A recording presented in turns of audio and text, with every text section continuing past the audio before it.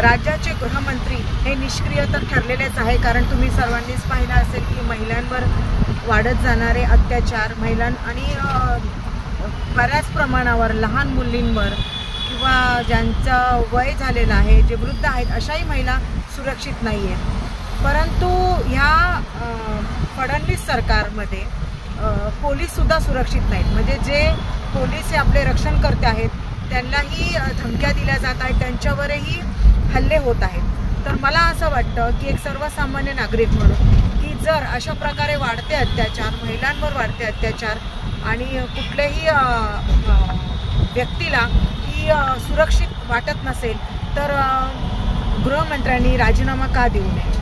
आणि राजीनामा जरी गृहमंत्र्यांनी दिला नाही तरी येणाऱ्या निवडणुकीमध्ये त्यांना राजीनामा देण्याची कदाचित परिस्थिती येणार नाही। जनताच त्यांना जनताच्या मतानेच